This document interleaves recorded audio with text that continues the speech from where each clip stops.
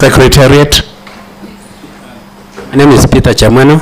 I'm Director of Departmental Committees, and with me are members of the staff for the Justice and Legal Affairs Committee, and they consist of legal counsel, committee clerks, research officers, and other administrative officers. Thank you.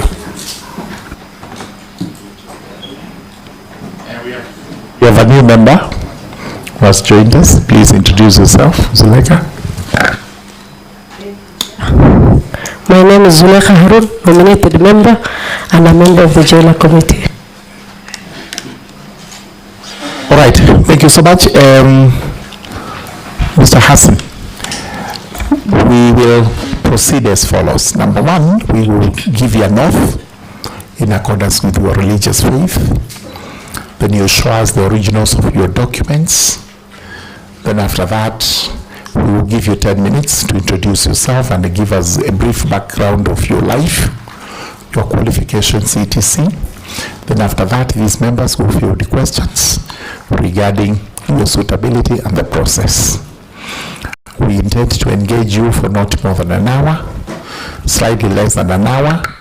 And when the time comes, please answer your questions briefly and precisely so that we do not prolong this unnecessarily. So as we have the Quran ready and the oath, Vice Chairman has come, he will have to introduce himself.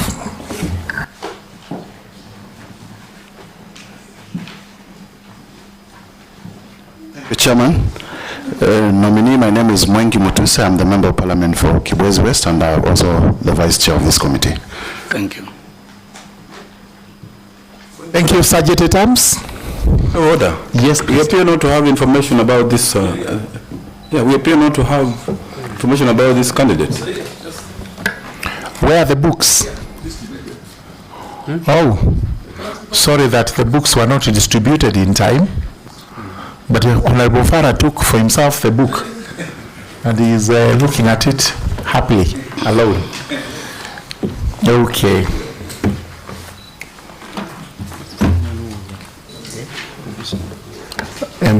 Still, that's not enough, but it's okay. We will share what we have if they are not enough.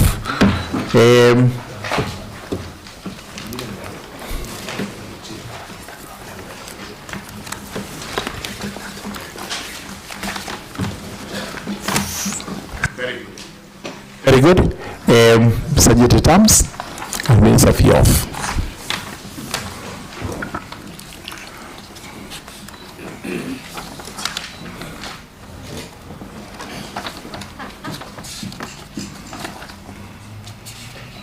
I, Hassan Nur Hassan, do swear that the information I shall give before the committee on matter under its consideration shall be the truth, the whole truth, nothing but the truth, so help me God.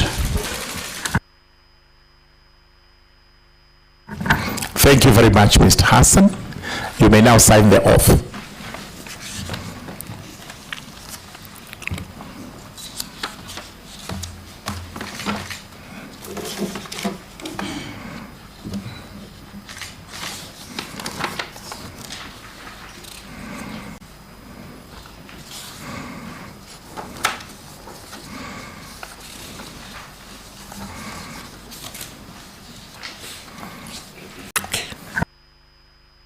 All right, thank you so much. Having signed the oath, now you have the originals of your documents. You give to the Secretariat for verification, and we now afford you not more than 10 minutes to introduce yourself and give us a brief background of your life and status as we speak today. So less than 10 minutes. Thank you very much, Mr. Chairman. I am Hassan Nur Hassan, born and brought up in Mandera County. Went to school, early primary and secondary in Mandera County. Went for my A-levels to Kwale High School. After that, I joined University of Nairobi, and I had the honor to join the public service immediately after I left the University of Nairobi, and got recruited as a district officer. Became a DO in many parts of this country, became a DC in in many parts of this country, became a provincial commissioner in Rift Valley, Nyanza, and Western. After that, I came back to Nairobi at the headquarters. I served in the ministries of local government, planning and devolution, in the Ministry of Water, as Deputy Secretary, as a Director Administration and Secretary Administration. After that, Mr. Chairman, I had the singular honor of overseeing the restoration of the Kenya Water Towers as the Chair of the Secretariat responsible for restoring the water towers. From there, I took an early retirement and joined and became in my private capacity. After that, I had also the honor to serve as a Chief Administrative Secretary in the Ministries of Sports, Culture and Heritage, and also in the Ministry of Education, where I exited as my last station in public life. Thank you. That was quite fast. Good. I think that captures it all. We will now open it up for members to ask questions.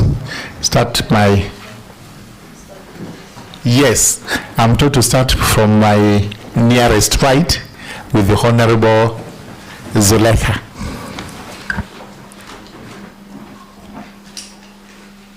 Thank you, Chair. Hassanur Hassan comes from my county, that is Mandera County, but I'm not conflicted in any way. And I have only one question for him. Congratulations, Hassan, for a rich CV in terms of administration and governance. How, if you're confirmed for this position, how will you leverage your governance and public administration knowledge, experience, and expertise in your new role? Thank you. Thank you, Mr. Hassan. You are not going to answer that one. Take a pen and a piece of paper. Just the question is, how are you going to harmonize your rich experience in governance and administration with IEBC, which is on the elections? That's number one. So note all the way we shall go to the end so that you answer all of them at one go. The next one is from Honorable Mushira, is the member for Ojoro Rock. Thank you, Chairman, and thank you, Nominee. I would wish to know what is this unique thing that you are going to bring to the Commission, that unique thing that you are going to bring to this Commission?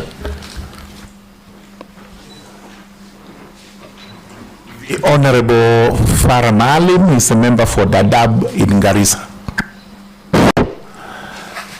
Well, Mr. Hassan, I have looked at your CV. It's very impressive, undoubtedly. I've seen all the awards you got on public administration, and I think we need people with a public administration background in this commission. My position is that you were there and did a fantastic job when we had the post-election violence in Rift Valley last time, and actually arrested quite a bit of that mayhem. We are increasingly getting other challenges as we progressively continue. And since then, except the election of almost every other subsequent elections, we had some kind of a violence. Given your background as a lawkeeper, as an officer, a law and order officer, how do you think you're going to, based on your own experience, make sure that we do not have a problem like what we had last time in terms of ethnic violence in the country or post-election violence? Thank you.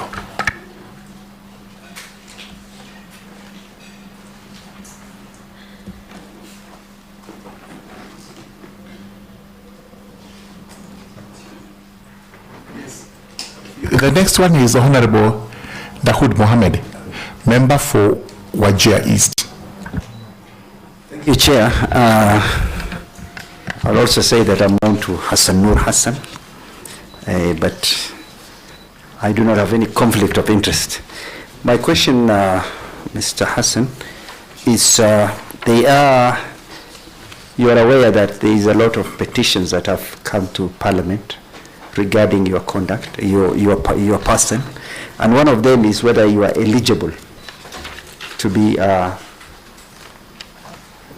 commissioner in the Independent Electoral Boundaries Commission. And a lot, the people who have written to us are citing Article 88 of the Constitution, specifically Article 88(2)(a) of the Constitution, and Article 88(2)(a)(2) of the Constitution. The first one is about whether you have stood up for election in the preceding 5 years, and the second one is whether you are a member of a governing body of a political party. I want you to tell us whether any of these bars to your nomination, whether you have been a member of a governing body of a political party, or whether you stood for election in the past 5 years, and whether this article of the Constitution bars you from being a nominee. Thank you, Chair. Yes, the next one is Honorable John Makali, Kandui constituency. Thank you, Chair. I have looked at the CV of Nur Hassan, the candidate, and you have actually a stellar career in the provincial administration. And I'm looking also at our electoral history. And when Kenyans were promulgating the 2010 Constitution, Kenyans had a lot of issues with the provincial administration, specifically in manipulation of elections, such that they had indicated that it needs to be restructured. Some had even said it needs to be done away with altogether. Now, as you appear before us to seek this particular position, what new thing are you bringing into this particular commission, taking into account that Kenyans have sour grapes with provincial administration and the way it was used in the past to manipulate elections? Secondly, a complaint has also been raised, and you also aware, like my colleague has said, there are several petitions that have been filed, and the allegation has been that your name was not on the original list. It was sneaked in courts.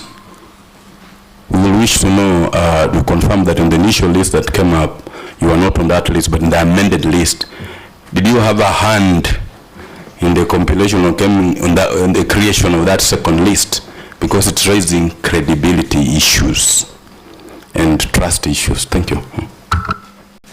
The next one is Honorable Kareba Mushangi of Runyenjes. Thank you, Chair. And let me start by introducing myself. My name is Mushangi Karemba, Member of Parliament for Runyenjes. And Honorable Chair, my concern is what has just been raised by Honorable Makali on the issue of his name having been brought later. And I would wish that he accounts for any relationship that he might be having with whoever in this country. Thank you, Chair. Whoever is a little bit general, it's good you give the specifics so that he's able to answer. Otherwise he will say, I'm not related to whoever, which may be true, but he's related to many other people. So who do you have in mind as his relative? Honorable Chair, it is in the public domain and on social media that Mr. Noor is related to one Junet Mohammed. Can he substantiate of his relationship with Junet? Thank you very much. I think he's noted that now he has a specific person and will be answering that. The next one is Honorable Otiende Amolo, Senior Counsel, the member for Arieda in Siaya County. Siaya or Mabe? Siaya County. Siaya, of course.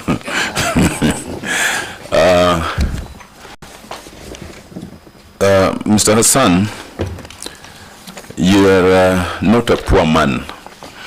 Your net worth is stated as 502 million. I am interested to know so that maybe one day I might also be a rich man. is interested to know exactly how it came to 500. It is actually 600 and something. Then he seems to have liabilities in between, and it comes to 500 million. The question is how, so that Otiende Amolo can borrow a leaf from you. Honorable Stephen Mogaka, West Mugirango, in Nyamira County. Thank you. Thank you. Mine is an offshoot from, the first one is an offshoot from Senior Counsel Otiende Amolo. The nominee has served exclusively in public service. I want him to tell the country what is the highest remuneration he ever received from his assignment in the provincial administration, and how does that highest ever remuneration in the public service remuneration, how does it relate to the declared net worth? I have an accounting background, and I'm not able to get a correlation with that. The second thing is to the nominee. The demographics of this country indicate that the young persons are the majority. Having served for the length of service the nominee has given this country, is it not time he gave way for this majority who are craving for opportunity to also serve? In other words, in his conscience, is it necessary that he takes up this position given that the demographics weigh heavily in favor of the young persons? And as an extension to that, how techno-savvy is the nominee to be able to deal with this section of the population of Kenya, which is light and fast and techno-savvy? And finally, I want to know when the nominee served in the Rift Valley, and if it was around the time we had serious issues, what was his role? And does that help in giving the IEBC we are constituting credibility, or it will erode its credibility? Thank you, Chair. Thank you very much, honorable members. Honorable Hassan, those are the questions for now. Please answer each of them precisely. Don't take too long to explain yourself. Some of them, one sentence will actually answer the entire question that was asked. Right? We give you a bit of time to answer that. Thank you. Thank you, Mr. Chair. Chair, I want to respond to the first question. The first question relates to my CV, and it asks, what do I bring on board to IEBC? Mr. Chairman, as indicated in my CV, I have served this country, and I've served it in the breadth and width of this country. Mr. Chairman, I have served from the northern part, from Nadapal, all the way down. Nadapal is a border with South Sudan. All the way down to Trans Nzoia, to the Swam border, to the last settlement of Gituamba, down to Gotramogi in Bondo, all the way passing, having come through Kakamega and Western Kenya, where I served for 7 years as a DO and as a PC, all the way down to Kilgoris, to Gucha, down to Kilgoris, to the coast of Kenya, to Lamu at Kiunga, to all the way to border point 1 of Mandera. From there along the border with the hills of Kilwahiri, all the way to Turkana again. There is no place in this country I have not stepped. I bring an expansive geographical knowledge of this country that is second to none. That rich history, that rich knowledge of the geography of this country, the Siakago in Embu, Kiambu, and name anywhere in this country where I have not worked. I have literally stepped in every constituency of this country. You've been to Marimanti? Where? Marimanti. Marimanti. You've been there? I have been there.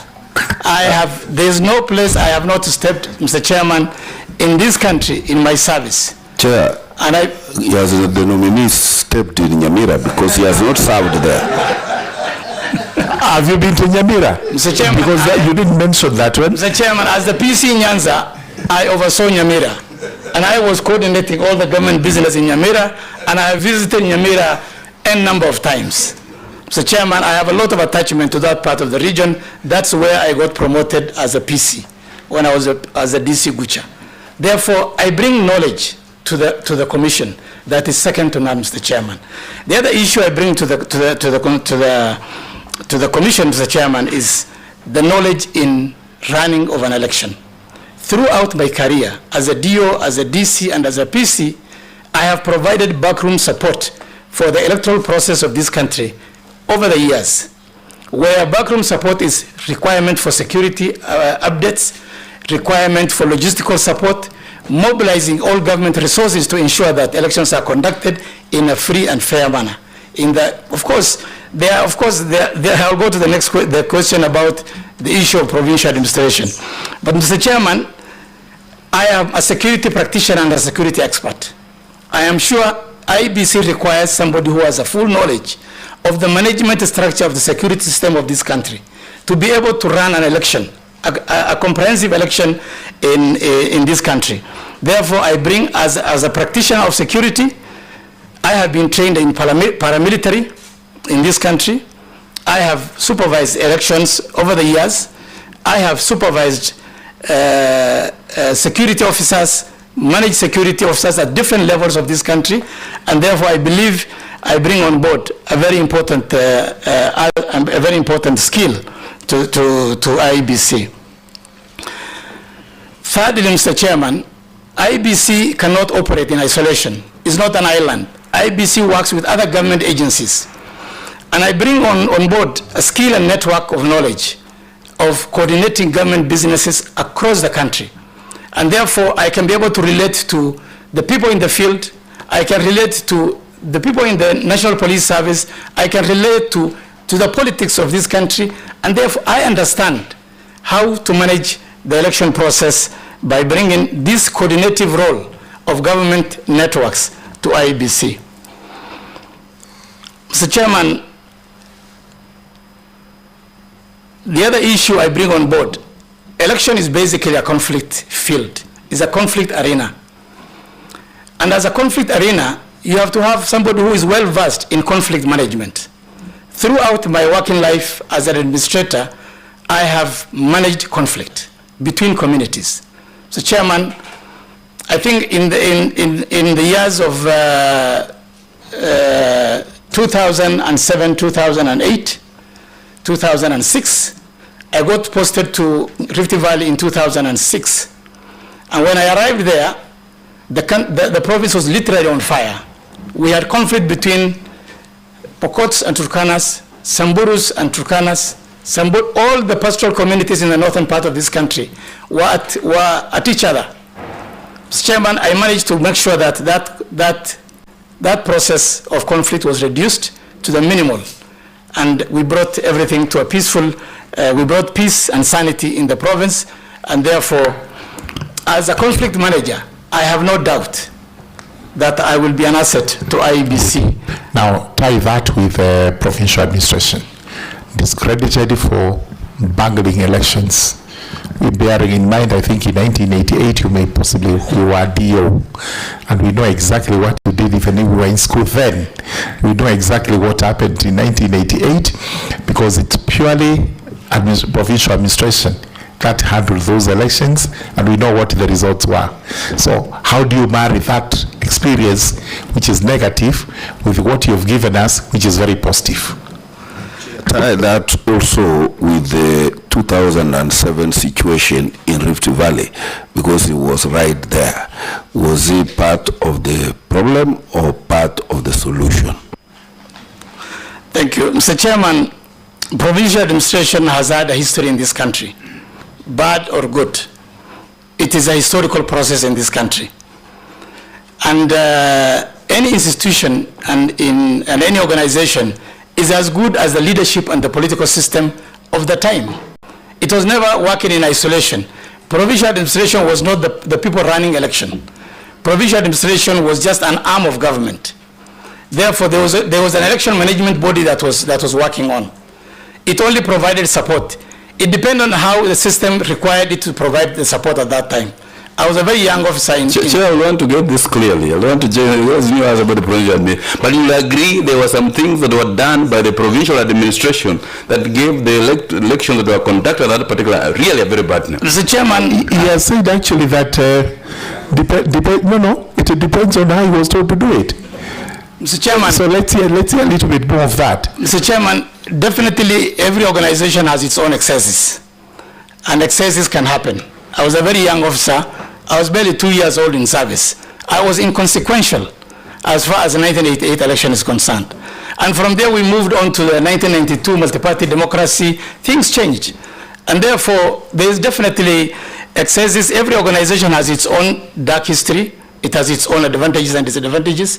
There may have been excesses, but I was too young to make any difference at that time. And therefore, in 2007, Mr. Chairman, I was the Provincial Commissioner for Rift Valley. And when I arrived there, I told you there has been a lot of conflict within the region. In Molo, in Turkana, in Samburu, in all over across, in Trans Nzoia, everywhere there are conflicts. And we managed to bring the conflict down before the elections. Of course, elections happened and there was violence. Mr. Chairman, our work is very evident. During the run-up to the election is the time I was awarded the Best Public Officer of the Year. In 2007, I got the Kenya National Human Rights Commission Award as the Best Public Servant of the Year in the way we managed conflict in the province at that time. And therefore, politics being what it is, there was violence, there was an eruption. Of course, before violence erupts, political violence erupts, there are warnings. There are many things that happen. There have been incitement. There are inflammatory statements by leaders. So it happened. So our effort is well said in the reports that were released and in the statement that was made by Kofi Annan in Serena when he arrived after the tour of Rift Valley province. He said if there is one committee that has served this country at the height of the post-election violence and will require to be recognized is a committee led by the Provincial Commissioner for Rift Valley. Those statements are clear in the media. They are available, Mr. Chairman. Thank you very much. I was a solution. I want to say here that I was a solution. I provided the solution required to make sure that we minimized the loss of lives and property during the post-election violence. Mr. Chairman, suffice to add, after the election, after the post-election violence, I coined Operation Rudi Nyumbani. That was I coined that. Operation Rudi Nyumbani was my statement, my slogan, and returned people back to their farms. Within 90 days, we were able to return over 70% of the population back to their farms in a situation where conflict was really at its highest. Therefore, I believe, Mheshimiwa, I was a solution in the 2007-2008 post-election violence. All right. Very bad things have been said about anybody who has tried to remind people about what happened in 2007. The nominee appears to be part of the face of 2007. And I'm still asking him what his conscience is. Does he still, whether he did well or not, does he want to be part of the reminder of the 2007 situation, or he would rather recuse himself so that people don't stretch their minds back there? Thank you. Answer that, then I will guide you on how to answer the rest of it. Thank you. Mr. Chairman, I believe I can provide a solution. Having had a first-hand experience on what happened during that time, I can be able to navigate the process and help IEBC not to repeat what has happened in 2007. Thank you very much. Asking IEBC not to repeat what took place that time, but we don't want you to navigate anything similar to what took place. In fact, it should not happen at all. Thank you. Let's move on with the answers. How many have you answered now? We all became quite interested in what was happening in 2007. What, Mushira, yours is answered? Mufara, yours is answered? Dawood? What is yours? All right. Next, Makali. Makali, yours is answered. What is yours? What was yours? Oh, suitability.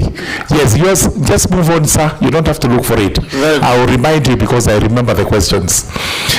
Article 882. Mr. Chairman, Which prohibits you on 2 grounds. Confirm whether you've been a member of a political party and especially of its governing authority. Number 2, you have run for elections before and you disqualified. Mr. Chairman, I want to say I've never been a member of governing body of a political party. It's true I ran for elections. And Article 88(2) speaks to the fact that you have to run for a county assembly, a national assembly. That's what it states. It doesn't talk about the executive governor's position or the presidency. That is my understanding and my reading, and that's on the basis of that I applied for this position. Do you want to comment further slightly to say what is the rationale behind that reasoning? You were prohibited when you were a member of a county assembly or a member of parliament. Parliament means National Assembly and Senate. Then the rest is silent. Do you know the rationale behind it? Mr. Chairman, I truly don't know about it. Thank you very much. We shall not take you further than that. Makali's question is on? On provincial administration, the addendum, the sneaking in. Yes. It's alleged that you were not on the first list. Yes. But our second list resurfaced with a few explanations and what have you. Thank you. You found yourself in the second list. What was your hand in that? What did you do? Thank you, Mr. Chairman. Yes. Mr. Chairman, first of all, I'm a Kenyan. I'm a Kenyan and I qualify to apply for this position. And I did apply for this position. And I was on the 1,800 names that were put on the newspapers of the list. And I applied. My name was on the list of the 1,800. And there it is. All I see again is there's a list that has come out and there's an addendum that's come out. Mr. Chairman, I don't want to speak on behalf of or for the panel that did its work. It did its work, and I was shortlisted and interviewed like anybody else for this position. Mr. Chairman, as far as my understanding is concerned, an addendum it happens.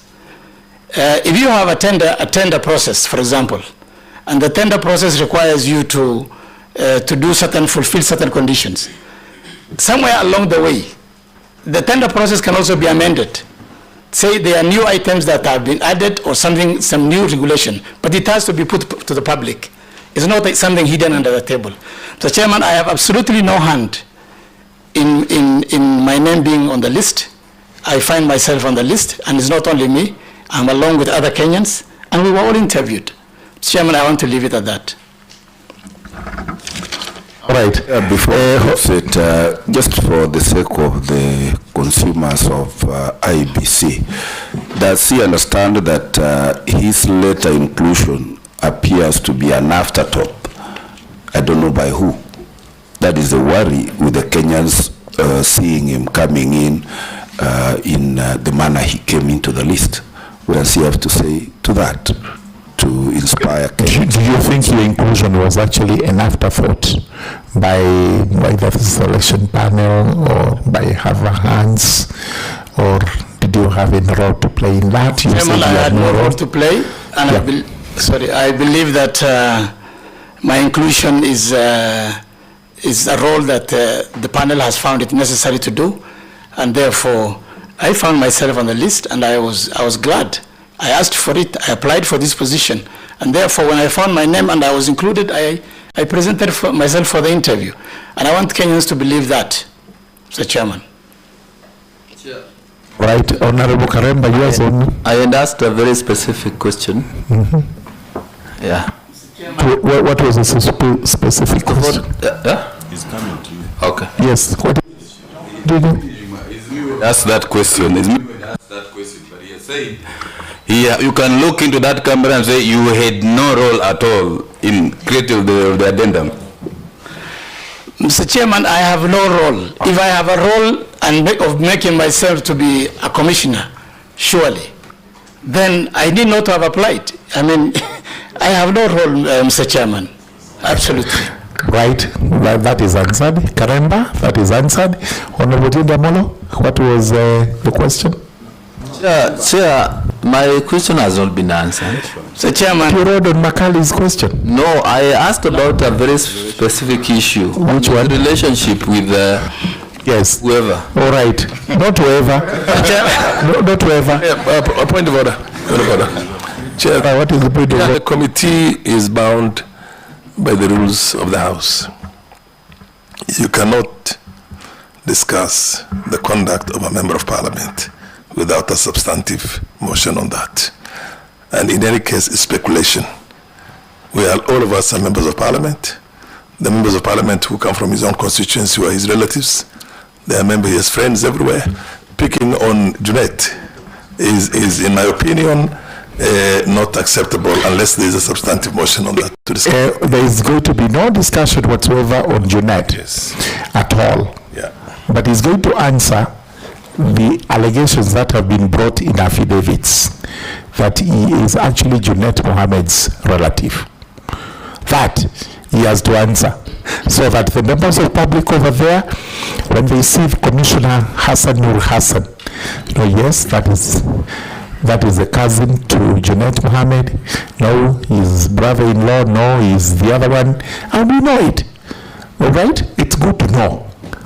So, please answer Honorable Karemba's question. Are you related to Honorable Junet Mohammed? Mr. Chairman, I am related to Honorable Junet Mohammed. I am his brother-in-law. Mr. Chairman, as his brother-in-law, I existed long before Junet was born. But I am Junet's brother-in-law. Completely different. All right. I think that is answered, Karemba. Chair, I don't have another question. Yes. That is exactly what I wanted. That's the answer that has been given to the Republic of Kenya, and it's information. There is nothing wrong with being a brother-in-law to somebody, brother, cousin, whichever.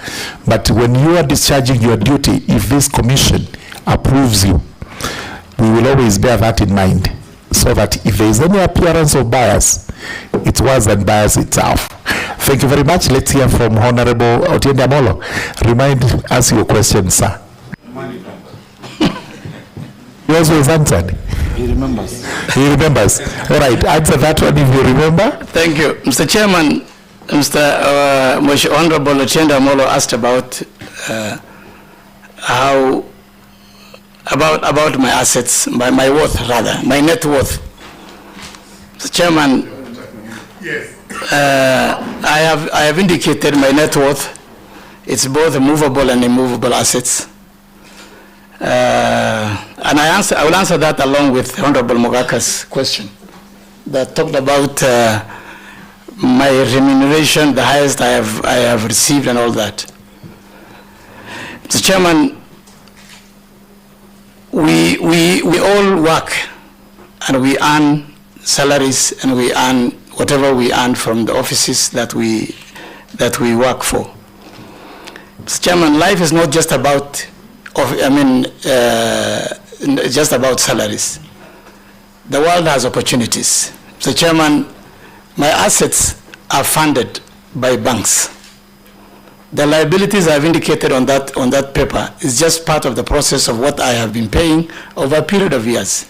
And therefore my assets can be accounted for. They are houses. I have houses and one or two vehicles, cars, small cars. And therefore it is an accumulation of nearly 40 years of struggle of life, Mr. Chairman. I want it to be understood in that manner. It has nothing to do with integrity issues as far as I'm concerned. And therefore, that is my answer to that question. In other words, you're telling Honorable Otiende Amolo to clock 40 years of service, reach that age bracket, then look back, compare himself with Hassan Nur Hassan, and then he'll be able to get the answer. Mogaka is his answered. No, it isn't. Let's hear Mogaka's. Which one is not answered, Mogaka? Hold on shortly. I asked 3 questions. One was an offshoot from Honorable Otienda Molo, and it has not been answered. What was the highest remuneration the nominee ever drew? CAS. How does that relate with the declared net worth? Yes, although declared net worth has been answered in terms of the source. But let's hear about the highest net worth. Chairman, the highest remuneration is CAS. It's within the range of 700,000 shillings. Right, 700,000.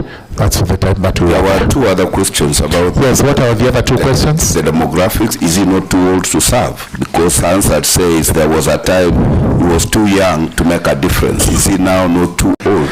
Yes, are you told to make a difference? That's the next arm of the whatever. Mr. Chairman, I believe, given my wealth of experience, I am of right age to help the IEBC. Thank you very much. That's a conviction. Mr. Chairman, I also want to add that the composition of the current selection of the commissioners who have been nominated has a very young person amongst them to guide us as and when we go off track as far as age issues are concerned. But I believe I am of right age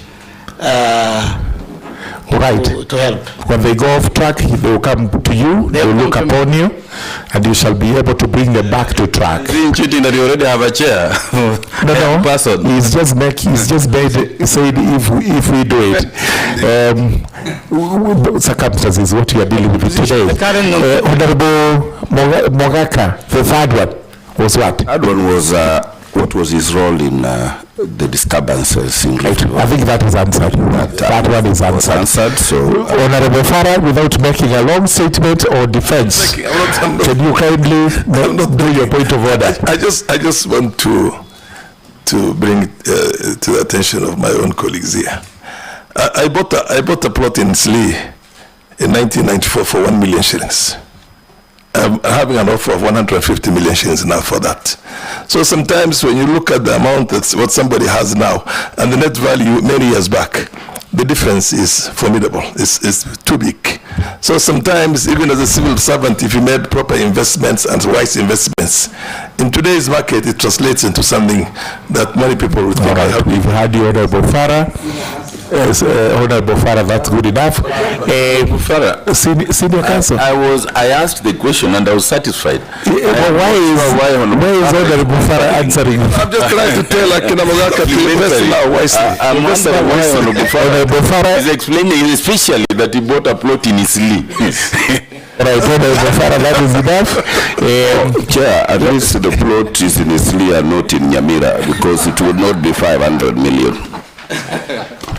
Now, Save now, if you want. let's hear from Nur.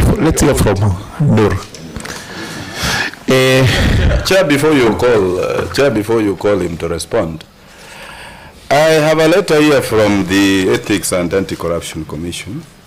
It says the Commission investigated allocations of procurement regarding the National Youth Service, where Hassan Nur Hassan, and others were charged in court. Is that true? And if so, what were the results of those the charges? Read the whole letter. Yes. All right, yes. I just want to get it from him. No, let's hear from him. Don't answer for him, please. Let him answer. Investigations on the NYS haste. Chairman, it's true investigations were done. People were taken to court. I was amongst them. And we were acquitted for lack of evidence. Thank you. That answers the first question of whether you have been convicted of any criminal offense in your lifetime. What is your answer? Not really. I was not convicted, Mr. Chairman. I was not convicted. Point of order, Chair. Honorable Farah. Honorable Farah is out of order. He's only brief. Point of order, Chair. There is a person, I think it is Honorable Farah, who is answering questions for the nominee. The Bufara is out of order. Is he the one making you? Honorable Dawood, please don't incite other members against Honorable Farah, because that induces him to answer questions for the person who is being vetted, and that is not very fair. So, Honorable Dawood, don't make Honorable Farah answer questions. And Chair, on the same note, on the same note, I would like to know when he was acquitted. When were you acquitted? When were you acquitted of the charges? Chairman, 2018. In 2018.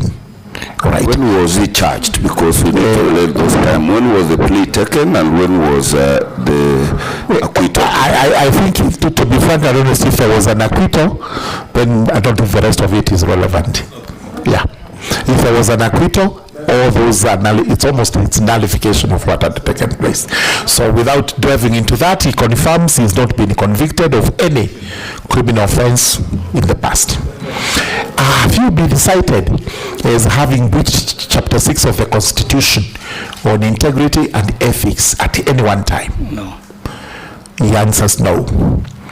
Conflict of interest. You are going to IEBC, and there may be people in there who are your relatives or you have interest, you've done business with IEBC before.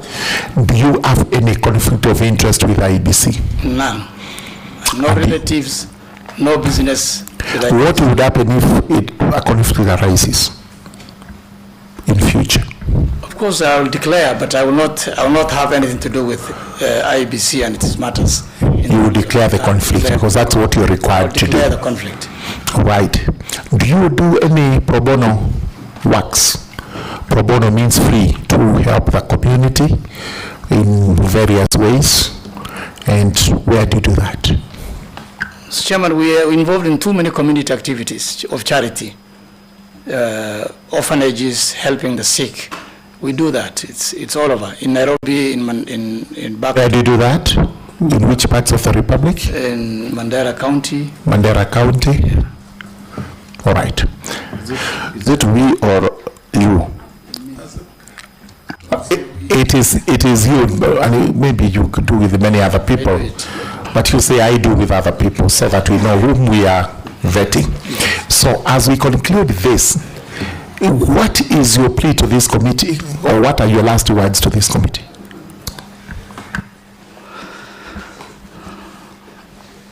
Mr. Chairman, my last word to the committee is to thank them sincerely for bravely putting questions that to me. Mr. Chairman, I believe that I bring on board what is required to navigate the electoral process of this country in the most peaceful manner. Having served and worked through whatever we have gone through the elections of this country, I think I can be able to provide the required support. Mr. Chairman, I want the committee to have faith in me, to have faith in my resolve. I can be able to stand firmly and say no when no is the answer. I will not be persuaded by anything against the law, and I promise that I will be able to do the best, to the best of my knowledge, and make sure that I put the country first in all my endeavor to run the electoral process if given the opportunity. Thank you, Mr. Chairman. Thank you very much, Mr. Noor. That concludes our discussion. We want to give you our decision now, and in fact, our decision is purely interminted in between because we have to take it to the House. You'll be hearing from the House of Parliament, the National Assembly, as regards the decision with everything you've given to us. We will consider and we'll make a recommendation. Then the House will make a decision. Otherwise, thank you so much for the engagement this afternoon. You are discharged. Please return to him his original documents. And Sanjit Etams, you may usher him out. And if there is coffee, offer him a cup. Thank you. Thank you very much. Thank you.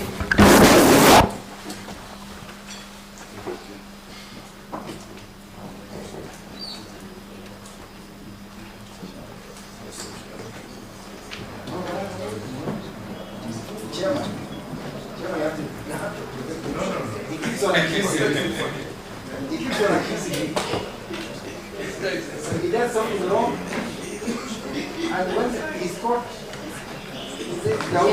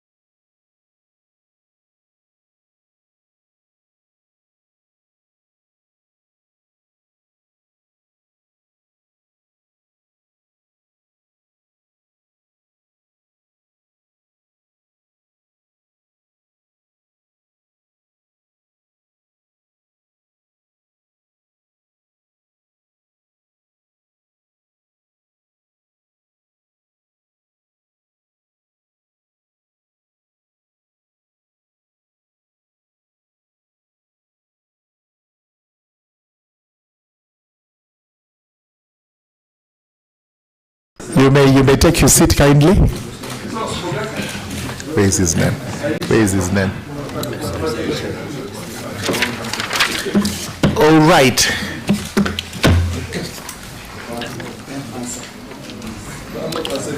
In front of us is Mr. Francis Ofiambo Aduol, famously known as Professor. And for that we have to call you Professor to acknowledge your great academic achievement over the many years. Welcome.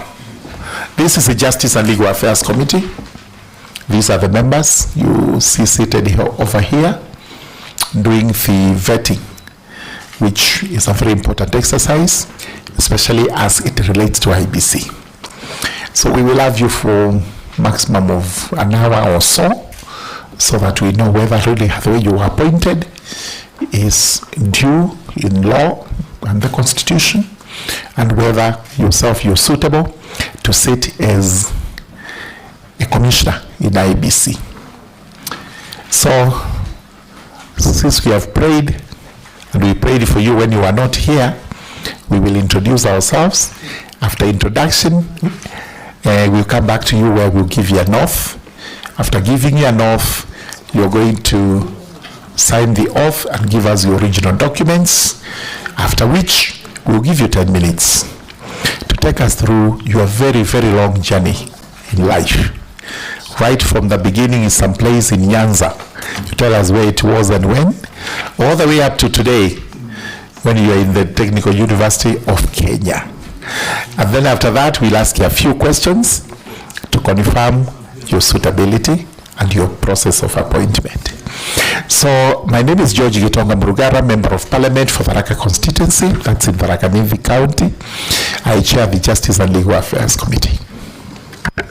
Well, thank you, Chair. My name is Mwengi Mutuse, Member of Parliament for Kibwezi West, Vice Chair. And for the record, I interacted a lot of times with Professor Aduol when I was a student at the University of Nairobi, a student leader, and he was a principal of the College of Architecture and Engineering. But be that as it may be, I am not conflicted. Right. My name is Zulekha Harun, nominated member and a member of this committee. I am Michael Mushera, MP Orojororok, member of this committee. I am Farah Malim. I must declare here I've known Professor Aduol for many years when he was in the Technical University of Kenya and supported me a lot in getting so many students from my region to go and do serious courses in there, including surveying. Farah Malim, MP for the DAP. Yeah. Are you conflicted? I'm not conflicted. I'm not conflicted by stating the facts. If somebody is good, then you're not conflicted.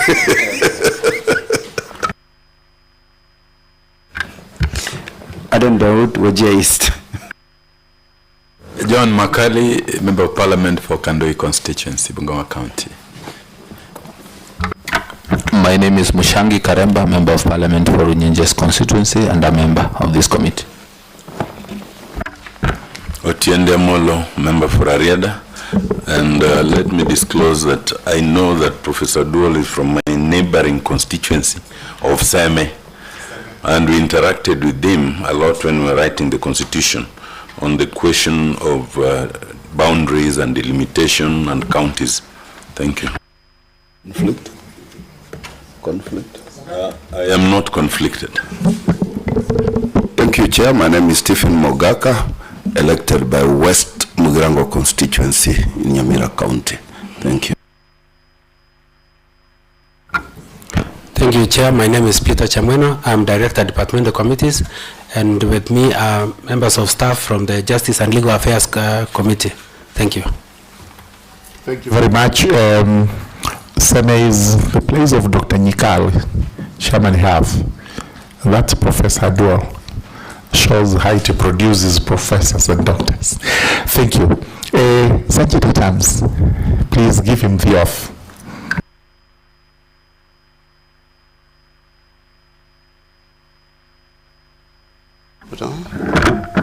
Is the Bible, do I hold on the right hand? Right hand. Good. I, Francis Odhiambo Aduol, do swear that the information I shall give before this committee on the matter under its consideration shall be the truth, the whole truth, and nothing but the truth. So help me God.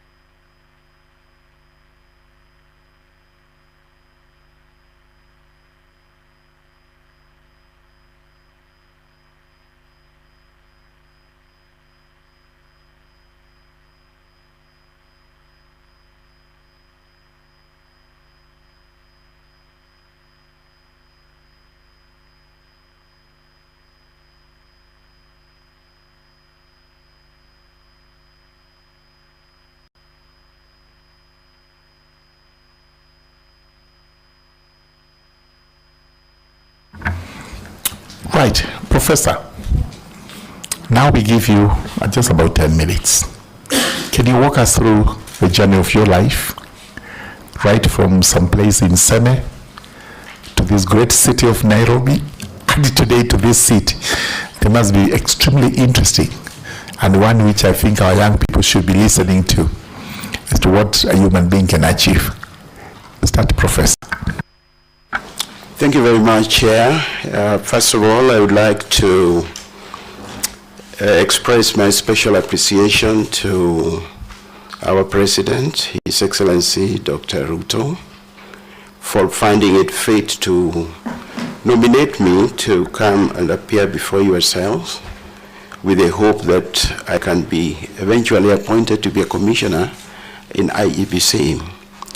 Chairman, I also would like to thank you for even convening this committee to come and listen to me on this special day of Saturday.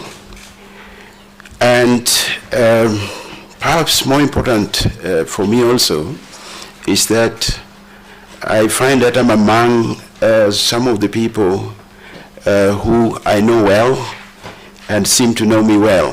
Each one of them declared that they didn't have conflict of interest.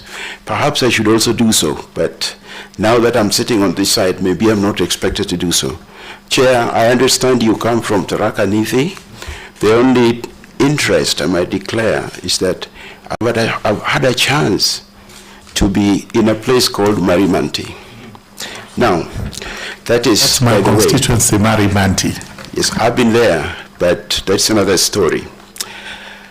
Thank you. My name is Francis Aduo.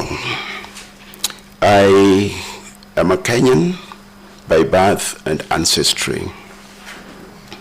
My ancestral home is in Seme sub-county or Seme constituency of Kisumu County.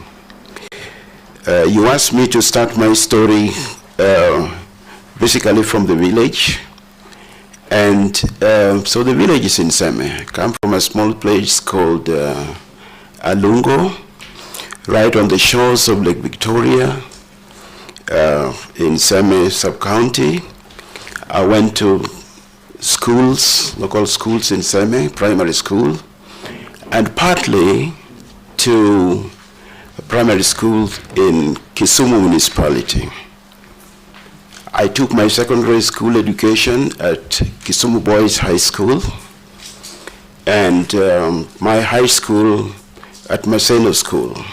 After Maseno School, I joined the University of Nairobi to study for a Bachelor of Science in Engineering degree with specialization in the area of surveying and photogrammetry.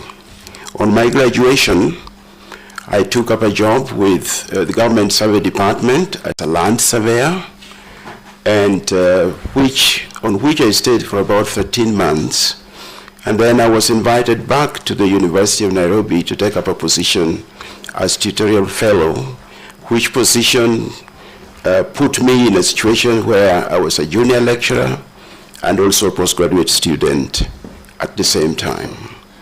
On completion of my master's degree, I was shortly afterwards promoted to the position of lecturer. And subsequently, I won a scholarship to proceed for my PhD studies in the Federal Republic of Germany at the University of Stuttgart, where I completed my PhD in 1988 and graduated with a Doctor of Engineering degree in the field of geodesy. Geodesy is the mathematical study of the size and shape of the Earth. It is an important area in the broad field of surveying. So I'm an expert on how large the Earth is or how small it is, how it looks like, and those kind of things. On my completion of the PhD, I returned to Kenya and continued with my work at the University of Nairobi. Shortly after that, I was promoted to the position of senior lecturer. And in 1994, I became an associate professor in surveying at the university. In 2001, I became full professor and gave my inaugural lecture in 2006. Going back a little on the professional side, I'm a fully registered surveyor in this country. And within the University of Nairobi, I was involved in a lot of things to do with university administration. I was head of department in 1991 to 1995. 95 to 1999, I was dean of the Faculty of Engineering. And from 99 to 2000, College of Architecture and Engineering. In 2008, I was appointed to become the inaugural principal of what was then the Kenya Polytechnic University College. And when the University College was promoted or elevated to university status in 2013, I also became the inaugural Vice Chancellor. I did my 2 terms of 5 years, and completed my tour of duty successfully in 2023 May, and thereafter I took up a position as professor in the Technical University of Kenya. This was a position on contract now, and my contract just expired about how many days ago? I think 16 days ago. I did my last day at the Technical University of Kenya on 15th May.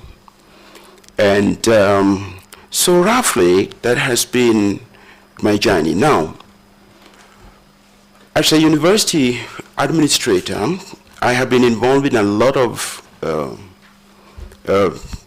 work in this country at committee level, and you will see from my CV, I think I've been involved in almost 40 committees, probably 20 of them I have been chairman, most of them to do with the development of higher education in this country.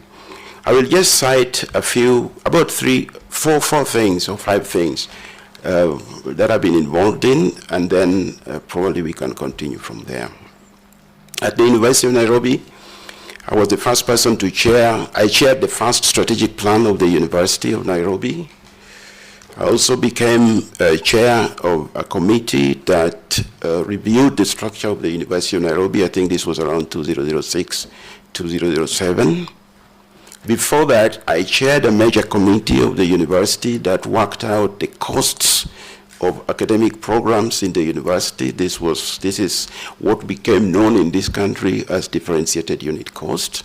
And before that, I chaired another committee which was tasked with the responsibility of determining how many lecturers the university needed to have. And a lot of this was original work, which meant that I had to think through and come up with formulas that could work. And later on, I think in 1998, I was a member of a very important committee which worked out the methodology of those days Joint Admissions Board, the methodology for admitting students in the university, what eventually became known as the weighted cluster method. This is the method that is still used now by KUCCPS to admit our students in the university. We revised it in 2012. At that time, I was now the chair of the committee, and a lot of this was original work, so I developed a formula which allows us to do this. I have served on international committees in the International Association of Geodesy. At one stage, I was a member of the subcommittee dealing with statistics and computations. I consider myself to have specialized expertise in that area, and I was made a member of this subcommittee. I have served as a member of the Association of Commonwealth Universities, which is the Commonwealth universities in the world, created in 2013, responsible for 500 universities in the world. The membership is usually about 25 people, and I consider that this was big prestige that I should have been nominated to serve on this committee. So, Chairman, I think this gives a rough view of what I am. I've left out something which is to do with why I have applied to be a member of IEBC Commission. So I don't know whether I can tackle that right now, or I leave it to you to prompt me. Thank you. We will prompt you, because all of us are looking at exactly the professor. So, Professor, take a piece of paper and a pen. We will ask our question in succession quickly, and when your time comes, I'll guide you to give concise answers so that we do not take a lot of time on this. And just to start us off, Professor, there is no doubt whatsoever in your academic field, in survey engineering, you are an expert par excellence. I don't think anybody would doubt this, although we do not have the experience in those fields. But suddenly, and later in life, you now have to become an expert in election matters. Start with telling us, what expertise are you taking to IEBC, so that when Kenyans look at the IEBC Commission itself, they see Professor Francis Aduol. They know for sure IEBC is going to deliver elections that are fair, free, credible, and verifiable. What gives you that metal which you can give to us regarding your expertise in election matters, and especially in view of the fact that you've been a scientist who knows the size of the calf, how big it is or how small it is. Thank you. Honorable Mutuse. Thank you, Chairman. I would allow the professor to finish taking his sip so then he can be able to write. Talk to us about the limitation of boundaries. You know, there has been debate in this country, and I know you are also familiar with the provisions of Article 89 of the Constitution. There has been debate about where to put in more weight: population, geography, historical community interests. In your own expertise, and now as a nominee to become a commissioner at IEBC, what is your view regarding the limitation of boundaries in view of those parameters? And Kenya is, because you have said you are an expert of the earth, and Kenya is part of the earth. Kenya, and you know sizes and you know all these things. Kenya is presently electoral-wise divided, 290 constituencies, 1,450 electoral wards, 47 counties. Are we overrepresented? Thank you. Thank you very much. From there we go to Honorable Mogaka, West Mugirango. Thank you so much. As an offshoot from the Vice Chair's question, Professor, and thanks for applying. What expertise are you able to bring to the Commission if you were appointed to help us circumvent or expeditiously achieve the boundary limitation that was contemplated, were it not for the lack of IEBC? The second question is about your tour of duty at the university. There have been allegations, true or false, that at the university marks are traded for cash or other considerations, including sex. How true are these allegations during your tour of duty? And can you allay the Kenyans' fears that votes are not going to be traded for whatever? And finally, I noted in your opening remarks you had a lot of gratitude to His Excellency the President for nominating you to this, to come for this interview, and thanks for also showering gratitude to our chair. But then, to the Kenyans watching, is there a chance that that gratitude to the nominating office might be extended to favor if you were in that commission? In other words, my neighbor at Continental House, the prospective presidential candidate last year, can he rest assured that you will not be of favor to His Excellency Dr. William Ruto at his expense? And that is with a lot of respect to every other aspiring candidate, including Emeritus CJ David Maraga. Thank you. Thank you, Honorable Tiendamolo. I thought Honorable Farah was going to object to mention of Honorable Salasia's name.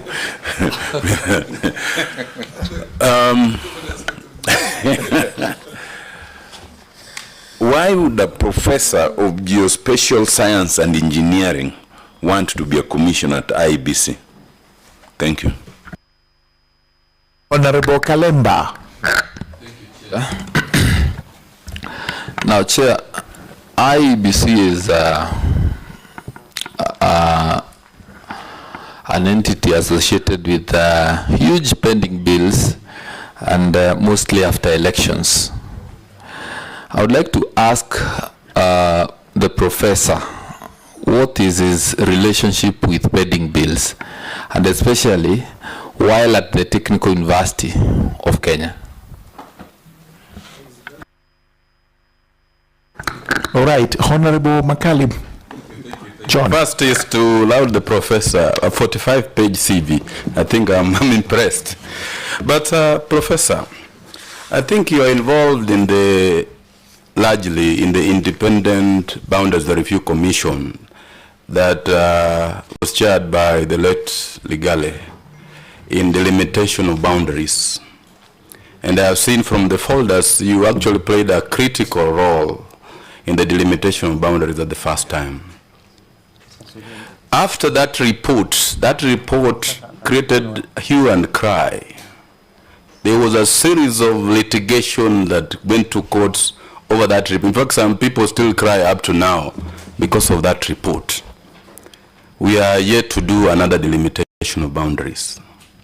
What are the lessons learned from that from the work which you did, which if given a chance now by going to the commission, you will do differently and not do it the same way you did the other time, that will not generate a lot of litigation that was generated at that time by that report? What is the lessons learned from that report?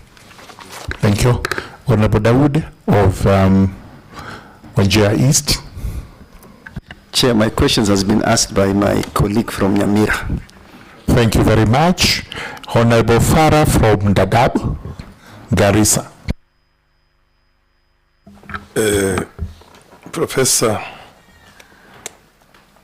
I see the CV and I see how much your services are required in the delimitation of boundaries in the future, because that expertise is one thing that I believe is in very short supply in this country.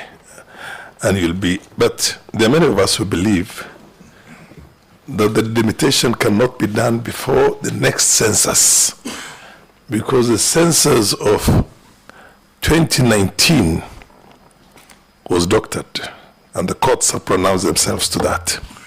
So unless there's going to be a credible census, which I believe will be done in 2029, we cannot do any further delimitation. But having said that, I just want to say that you have a sterling history, and we're looking forward to you doing an equally sterling job on the issue of delimitation, because you are an expert in that area. Thank you. Thank you very much. Honorable Michael Mushira, Ujororok. Chairman, my question was on delimitation and has been asked. Thank you.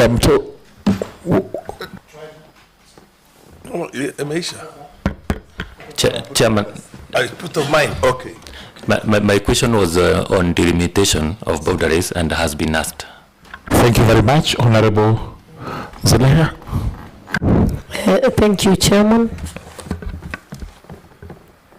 My question was also on delimitation, but I will also add one more on issues of technology.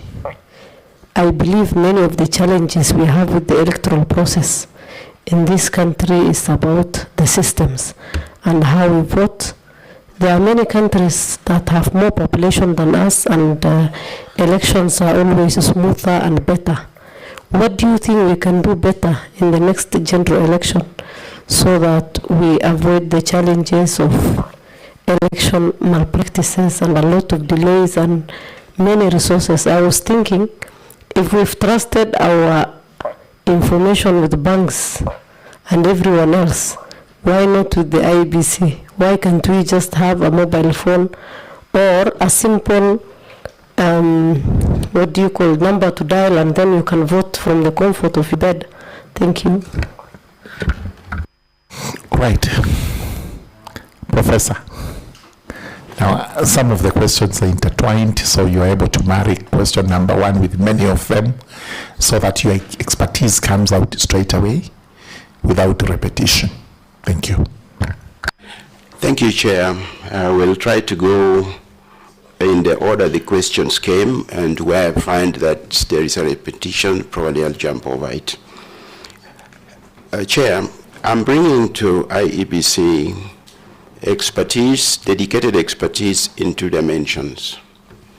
At a very basic level, I'm bringing in expertise in boundary delimitation, because it fits in very well with my area of specialization as an expert in surveying and geospatial sciences. And that this is something I've done before. As has been alluded to here, I was very much involved in the work that brought forth the 290 constituencies that we have today. And I believe that I'm in a position to add great value in that respect. And given that one of the biggest challenges we are facing just now is how to carry out boundary delimitation as we approach the next elections. Secondly, in a much broader sense, my field of surveying and geospatial sciences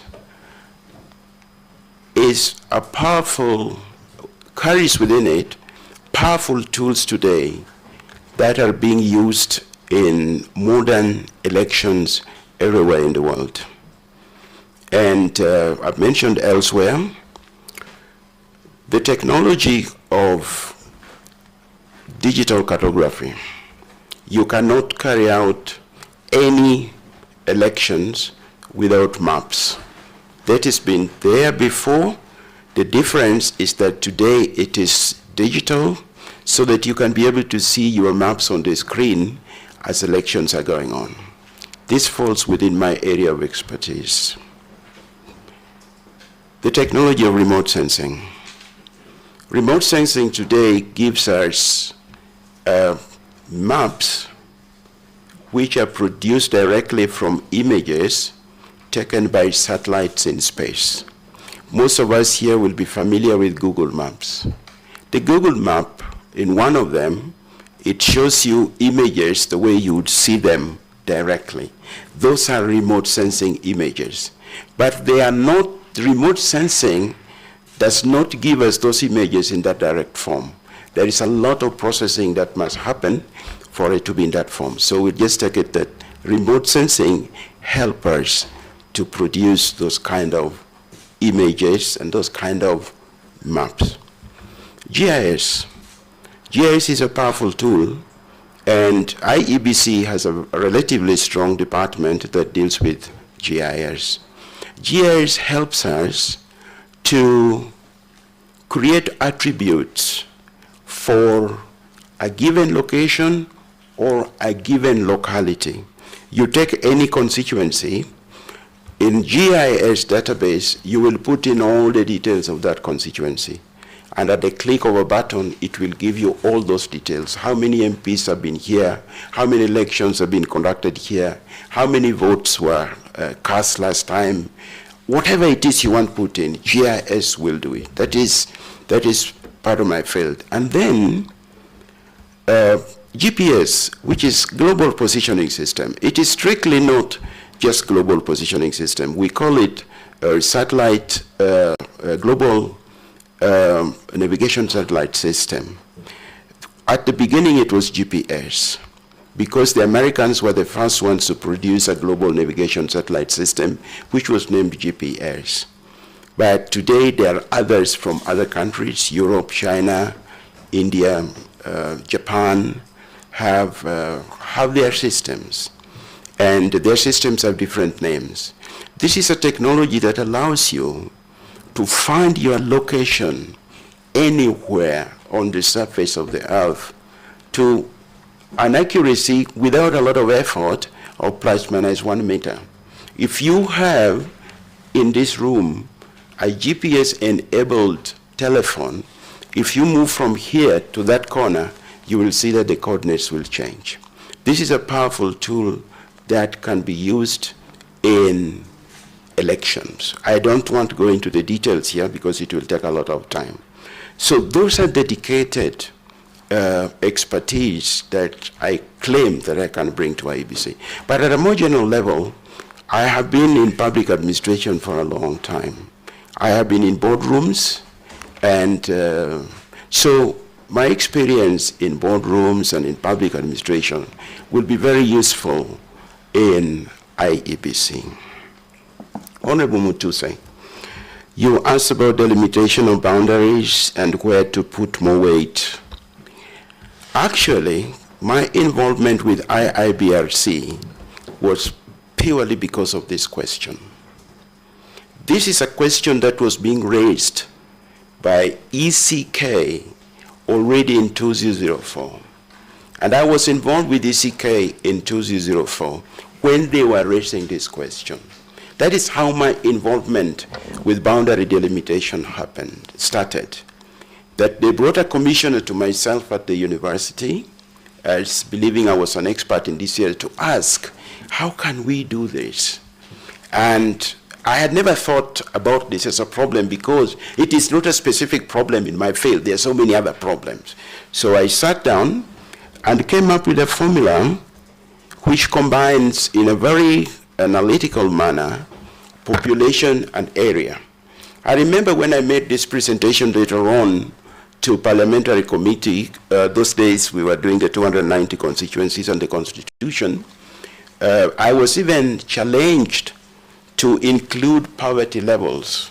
There was a member of parliament from, I think, from northern Kenya who was interested in this. And I made a presentation subsequently with inclusion of poverty levels. Now, whatever we do, we cannot do boundary delimitation purely on population. That can't work for us as Kenya. And I always give this example. If you do pure population, Nairobi with its 4.7 million people today, or about 5 million, you will end up with about 30, 40 constituencies. Is that what we want for Nairobi? And at the same time, Northeastern might end up with 3 constituencies. Is that what we want? If you flip it onto the other side and you say we are going to do area, Nairobi cannot be a constituency if you do area alone. And Northeastern might end up with 50 constituencies. Is that what we want? No.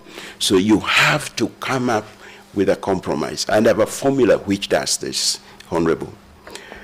Kenya has 290 constituencies and 1450 wards. Are we overrepresented?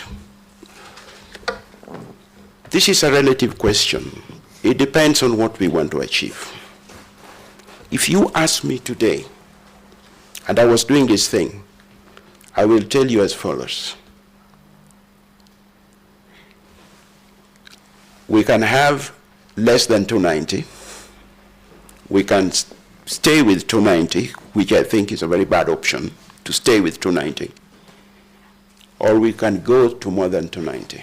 I'll tell you why 290 will be a problem if we stay with it.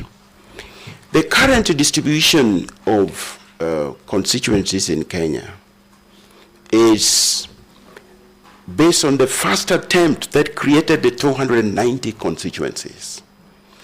When this work was done, it was known that it was never going to be the final piece of work. It was not complete. We were working within a constraint of time, and it was important to deliver results. There was a lot of argument about what was going on. So people agreed that we should do 290 constituencies. And the 290 constituencies was based on a simple arithmetic. 40 million Kenyans divided by 28.8 million Kenyans, which is what we had when we did 210 constituencies, multiplied by 210, you get 291. And then the MP said, hurrah, we shall have 290 constituency. This was based on a presentation I made in Naivasha to the Committee of Parliament. But the problem came in on how you now distributed this 290. The major constraint was here. There were certain constituencies that were already too small, and they needed to be retained. When you retain those small constituencies, the converse is that there are certain constituencies that should have been smaller, which now ended up being very big. I have given this example before. Which is the smallest constituency in Kenya? Lamu East, 18,000 people. This is according to the 290 when it was done in 2012, not today. So I'm quoting the 2012 figures because that is what we have as complete. Which is the biggest constituency in Kenya in terms of population? Mandera South, at 247,000 people. So you see this variation from 18,000 in Lamu East to 247. If you are fair to yourself, Mandera South should be divided into 2. And Lamu East should not exist. and yet we had to retain that. So today... Chair, excuse me, Chair. Are you talking of 260-something thousand people or voters? People, human beings. Say 247,000 people for... In 2012. For Mandera South. With respect to the 290 constituencies at 2012, based on the 2009 census. For a fact, Kandu is larger than that. Did it have over 247? Honorable Chairman, I am talking about based on 2009. Today, the demographics have changed based on 2019. And I know how Kandu looks like. I know. And if we had time to discuss this a little later, I can tell you what. So, the situation therefore is, if you are going to sort out this problem, you may have to have more constituencies. Otherwise, you will have to kill others. And I don't know which member of parliament is going to sit in parliament, allow their constituency to be killed, and then go to the constituents and tell them that what I have brought you back for the 5 years you put me in is no constituency.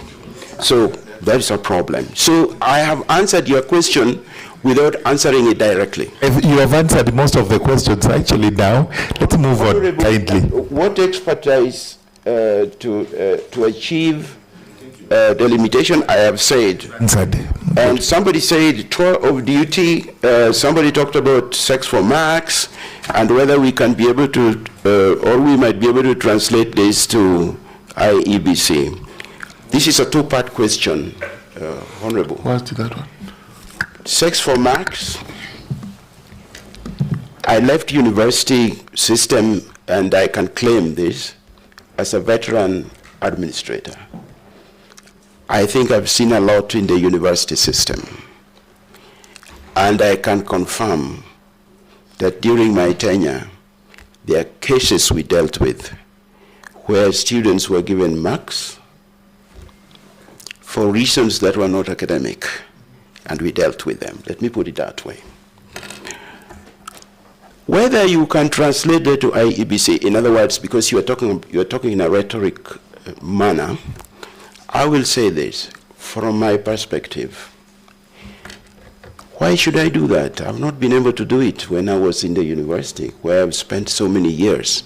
So why should I go to IEBC at this time in my life and age to try to do this? So what I'm trying to tell you is, if I were in the IEBC board, that kind of thing will not happen in my presence, and I will not support it. And you said, I have extended gratitude to the president, so will I favor him? I would like to say this. A commissioner in IBC is being hired to go and do professional work. You are expected to behave professionally. You are expected to behave with integrity. And incidentally, there is a code of ethics that you must sign as you start work. This, and I think there are two of them. There is public officers, and there is a special code of ethics as provided for in the IEBC Act. Once you sign that, and you have done that, and you have lifted the Bible like I did. I am a Christian, and I believe that the Bible has a power. By the way, I've just lifted the Bible here because this is Parliament, but as a Christian, I'm not expected to swear by the Bible, strictly speaking, because you are already a Christian, and it is taken for granted. Now, how do you lift the Bible, sign a code of conduct, and then you start doing things like this? What's wrong with you? So, I won't do it. I won't do it. So, I'm extending gratitude to my president. President Ruto is my president, and as long as he's the president, I think I'm obliged to extend gratitude to him. I mean, he had the powers to decide that Francis Alur will not appear here today. He had the powers for whatever reason. Thank you. Now, Honorable Tiende Molo, why would a professor... my question is already answered. Already answered. Thank you, sir. Honorable Kalemba, IEBC, what is the relationship with pending bills? I thought, Honorable Kalemba, am I right, Honorable Kalemba? Karemba. With an R. Thank you, sir. I don't know what it means. I don't know whether you are talking about pending bills at IBC or pending bills from where they are coming from. I'm trying to inquire how good were you at managing pending bills at the university? Thank you, sir. Thank you, sir. Chair, the pending bills has been a phenomenon in the university system for a very long time. Already in the mid-90s, when we were at the University of Nairobi, we had pending bills, and many people may not know. The reason Module 2 was ever introduced, and I was involved in it, I am one of the people, 7 people selected by the university in 1997 to write a document that eventually created Module 2, and that document is where we are using for the first time the word Module 2 and the word parallel program. Why they were introduced in the University of Nairobi, then Francis Gichaga was the Vice Chancellor, was because the university was having pending bills. Many people don't know. By mid-90s, University of Nairobi was already having huge pending bills. This has been a phenomenon in the university system. And universities have tried to deal with it in the kind of ways that, like Module 2. But in my tenure, therefore, at the Technical University of Kenya, we had pending bills, and I left pending bills at the university. It has got to do with the way the government funds universities. And honorable members, as long as we don't have a proper funding formula for universities, the universities are going to have pending bills. If you would look in the records in this house, you will find several times when we as vice chancellors, and around 2016 to 2019, I was the chairman of the vice chancellors committee, and I headed vice chancellors to come to parliament just to talk about the fact that universities are not properly funded and we're accumulating pending bills. I have been in this very chamber talking about this issue. So I left pending bills, yes, but it has got to do with the fact that we don't have a proper funding formula for universities. Just before you proceed from there, there are murmurs in the streets that you are the one behind the new funding, university funding model formula. Is it true? Thank you, sir. Actually, those should not be murmurs. Those should be compliment. Because I am the person behind the differentiated unit cost. I have a thick document here I came with today where we did this work for the first time in 2005. This document is dated 2004, presented to the University of Nairobi, and it is titled Unit Cost for Tuition and Student Welfare Services, Chairman Francis Aduo. This is the beginning of differentiated unit cost. And what we were trying to do was to look for a rational way of funding universities. Sadly, it took a very long time for the Ministry of Education to embrace this. And here I must give compliment to Honorable Matiang'i. When he was chairman, when he was the Minister for Education, Cabinet Secretary for Education, he is the one who had the courage to implement the differentiated unit cost, in spite of the fact that we had put it in the law in 2012. I was also a member of the committee that did the Universities Act in 2012, and we put DUC in there. So it is not like, why should people murmur about it? Because murmuring is like, it is something negative. It was a good thing. The only thing is, we have failed as Kenyans to implement this properly. Thank you. Next one, the next question. Let the professor come back to IEBC. Let's go. Yes, the question was exactly like that. So he had to answer, he had also to speak to Kenyans on what we have had disputes with regarding the funding model. Having said so, the next question is by who? Makali, which was your next I question? still have a number of questions. They don't Yes. have to repeat them. I can respond directly because Thank you very them much. there. Thank you. The next question was by, you were involved with IEBC, Legal Commission, etc. So many people went to court. I think I've alluded to that. One of the reasons many people went to court are people who expected their constituencies to be divided. And it was not possible to do so because the number was capped at 290. You have about 30 constituencies which are too small to make a constituency, and you cannot kill them, so you have to make others too large. It is not like the people who did this work didn't know that there was a problem. Today, if we are doing this work, these are some of the things we need to rectify. Next, Honorable Farah, that the delimitation cannot be done before 2029. This is something I've thought through. Chairman, there are, with the delimitation of boundaries, there are three important issues that we must address if we are going to do it. First, the time for doing this expired in March 2024.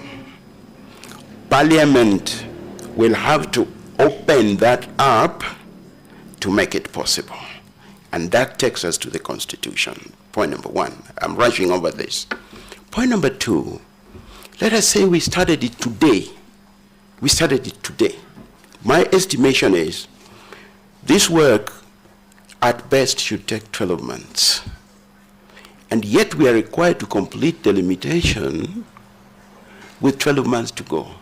So if we started today, and 12 months to go is end of July. So if we started today and everything was okay, we can manage. But will we be able to manage? That is problem number two. Problem number three, which I think is more difficult to handle. The court in January pronounced itself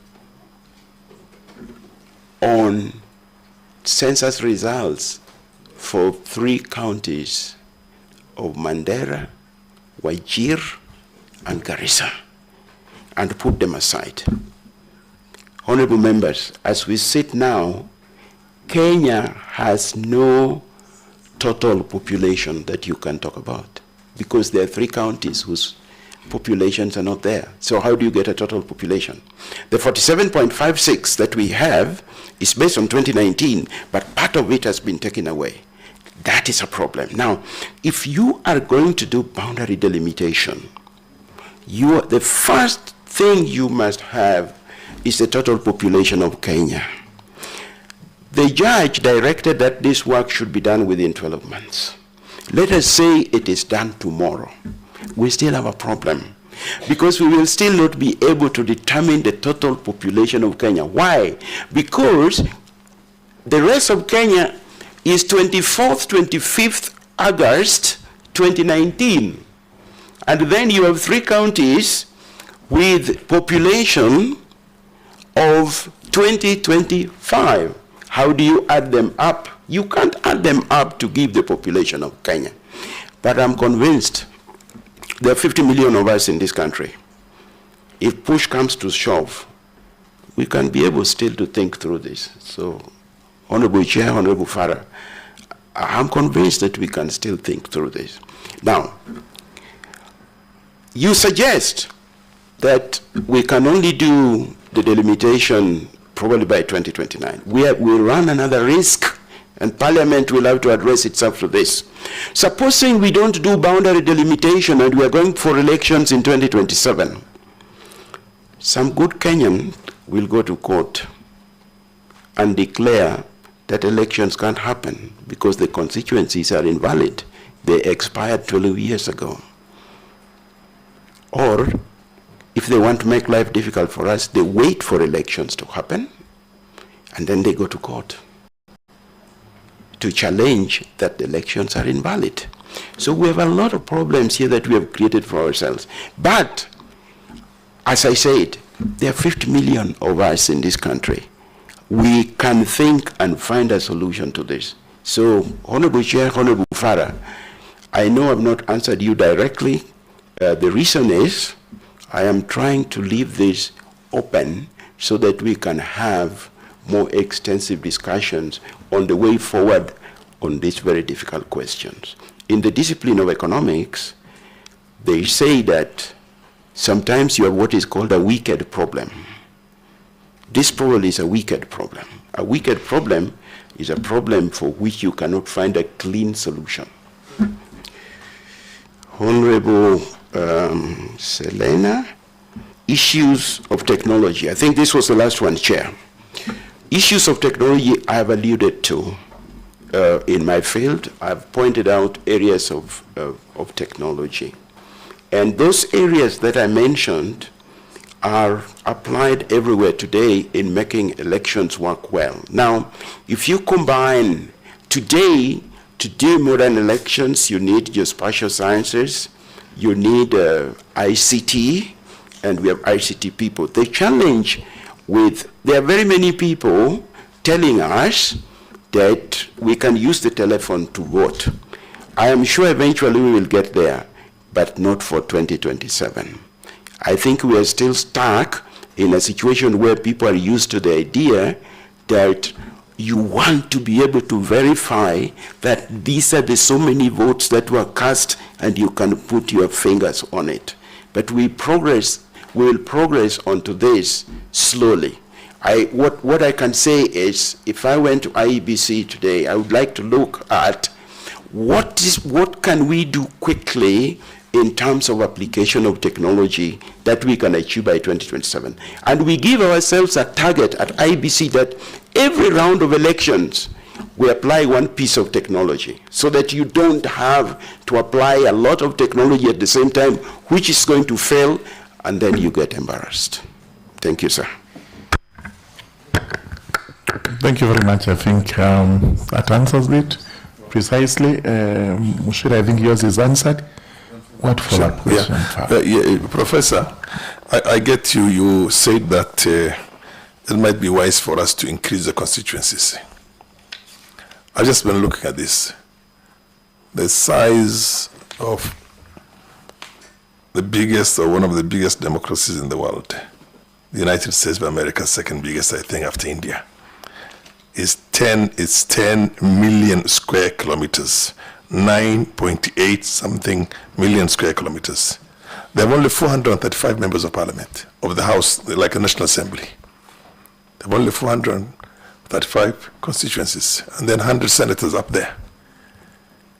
We have a country expanse of 544,000 square kilometers, and we already have 290 constituencies for 47 women reps. I can't remember, it's 369. Is it just in the lower house? So 349. 49. And 67. And we're only 50 million in population. We're only 544,000 in terms of square kilometers. And if we why do we have to get more constituencies?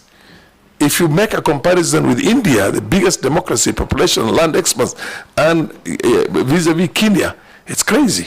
We should have even less than 200 seats constituencies in Kenya. So is it not time for us to rationalize this instead of just going on this wild goose chase of trying to appease everybody by adding some more constituencies? It's not working. Thank you, Honorable Farah. I think he was able to answer that by saying which member of parliament will walk into parliament as an elected member, and within the period of 5 years he walks back to say, I'm sorry, even the seat I had is now scrapped. So we have a problem in our hands, and let's not give Professor that one. I think it's really the members of parliament to ponder over it. Professor, let's look at a few routine questions. Sorry, I cannot find them. They're here. Professor, I don't expect any of this, especially to say Professor has been convicted of an offense in the past. Professor, can that be possible? Sometimes it can be possible, but I have not been. I have not been, sir. Professor, your reputation and what you have done in this country is well known, and thank you for that. Professor, Chapter 6. Have you been cited, especially as an administrator of the university, having contravened Chapter 6 of the Constitution on ethics and integrity? No. In any way? No. No. Potential conflict of interest with IEBC. Have you done any work with IEBC before? And if so, is it likely to impair the way you do things in terms of interest? I've not worked with IEBC before, but if I become a commissioner and I'm confronted with a situation of conflict of interest, obviously the best thing to do is to declare interest. Good. And you declare interest? Mm-hmm. And if it requires recusal, then you recuse yourself. Pro bono, charity work, donations to charity. Have you done any pro bono works, charity works, or made donations of importance to anybody in this country? Or any political party or any politician? Political parties, no, not politician. But I have been involved in quite a number of Arambe's for schools, for church, for health centers. Thank you. Yes, thank you, thank you. That's part of our lives. Finally, Professor, what would you want this committee to do? What would be your last words to this committee? Well, I came here with the hope that the committee will find me worthy to be a commissioner in IEBC. So what I would like this committee to do for me is to declare that I'm fit to be a commissioner in IEBC. Thank you very much. There would be, Honorable Tiende Amolo may be interested in this, but now I don't know whether in the converse or whichever way, with a Y. Just first and foremost, what is your net worth? After declaration, we'll have Otiende Amolo make a comment regarding that. Thank you. What is your net worth and what does it consist of? Thank you, sir. For the purpose of coming here, I got the services of a professional valuer. And he has told me that my net worth is 81.2 million Kenya shillings. And honestly, I was quite flattered because I didn't know I was so wealthy. Thank you. Honorable Tiende Amolo. For completeness of the record, how many years of public service? I think it is of interest to note that of that 81.2 million, your books alone are worth 5 million. Thank you, sir. I have had a very long public service, I think very soon it might hit 50 years. But I know you are asking, why should I have been in public service for so long and I don't have so much money? I lived on my salary. And as a university professor, I was not paid a lot of money. And I have spent a chunk of my money. As a good professor of the university, one of the things I say to myself, Honorable Chair, is that my children will get the best education I can afford. And a big chunk of my money was spent ensuring that my children got the best education they could afford. They went to some of the best schools in this country, and they went to some of the best universities in the world, including Cambridge, and I paid for it from my pocket. Point number two, that 81.2 million, the valuer says is, part of it is land and some buildings. I have 3 cars, which he has valued. One of them is a total wreck anyway, but we had to put it in there because it is worth something. And he has included household items. And my books are worth 5 million shillings. Thank you. Honorable Stephen Mogaka, as we conclude, yes, what is burning? As we conclude, there's a small burning here. During your acknowledgement of the implementation of the funding model for the university, you hailed Dr. Fred Matiang'i as the driver of the implementation, and I guess deservedly so. Now my question, if the name you mentioned were a presidential candidate, at the ballot, and like you said for Dr. William Ruto, would you work in favor just because of giving him credit for implementing your funding model? And then number two, last question, is Kenyans are usually very presumptuous, and you did mention that you come from Seme. Do you belong to any political party, for avoidance of doubt? Thank you, Chair. All right, finally, you may answer those ones, Professor, before we release you. Thank you very much, Chair. In academia, we are always trained to acknowledge anybody who has done good work. And that is why I'm acknowledging Dr. Matiang'i when he was Minister of Education. I'm just saying that I think he did a good job in this respect. I can't talk about in this respect. That does not mean that if he decided to be MP for, I don't know where exactly he comes from, but I imagine Borabu or someplace. If he decided to be MP for Borabu, or he decided to be governor for Nyamira, or even the president of this country, then because of that, I should now favor him. In my long career, I've interacted with very many people who have been good to me, and I've also been good to them. Some of them are in here. I promise you, if you stand for elections, and I was the one making the decision, you will get a fair decision. You will get what you deserve. Two, I am not a member of a political party, and I've not been an official in a political party. But there is a small twist. When I went to the office of the Registrar of Political Parties to get the document that I presented to you today, I found that some people registered me as a member of a party called Devolution Empowerment Party of Kenya. And I had never known about this. The only thing that was there was my ID number, and of course promptly I was assisted to delete my name from that party. But so I've never belonged to a political party. Thank you. Thank you very much, Professor. Professor, thank you very much. So the committee will look at your papers, will look at what you've told us, and you know that Devolution Empowerment Party is a party that has a lot of root in Marimanti and those other areas. Perhaps it happened when you visited that. Yes, that may be so. Yeah, that it has false members. Let me not make a comment on that one, but I'm 100% Professor resigned from it immediately because it was not his wish to be there, or you remained to be a member. Professor, did you remain a member when you discovered this, or you resigned? Of that party? No. I deleted myself immediately. I don't even know the party.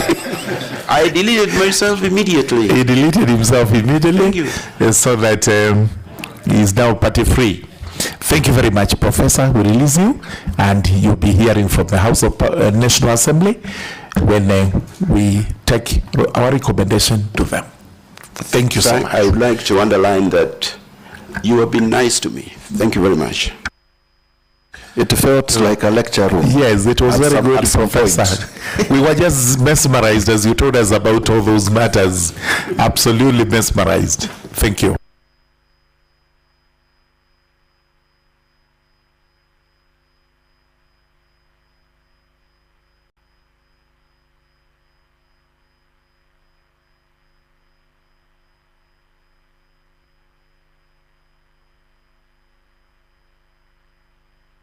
May we have the next candidate, please?